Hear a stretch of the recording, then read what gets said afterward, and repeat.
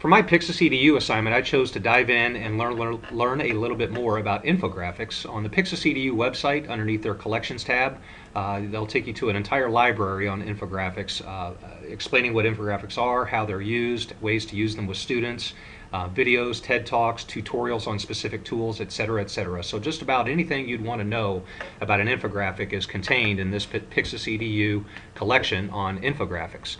I think infographics are important for the teaching and learning process because brain research tells us that for the average person, 90% of the information that they take in is visual and 10% is auditory.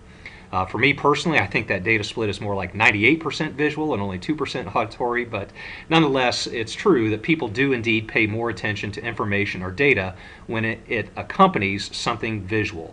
David McCandless, in his TED Talk contained in this collection on infographics, said it best when he said that visualization of information has a magnetic quality for people.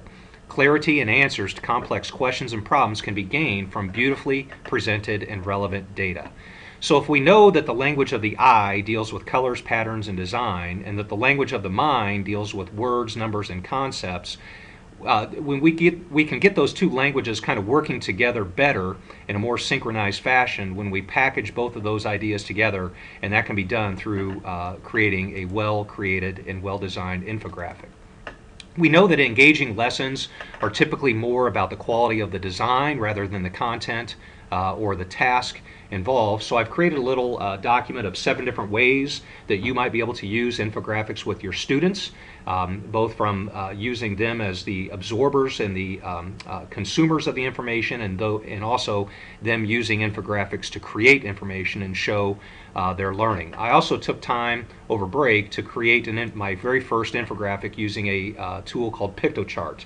For whatever reason, I settled on the idea of, do CMS students get enough sleep and why we should care.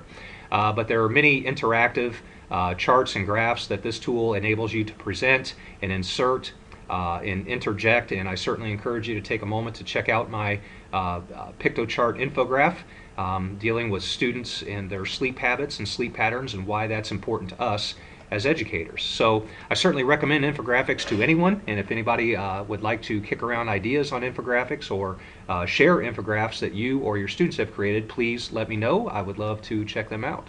Thanks and good luck.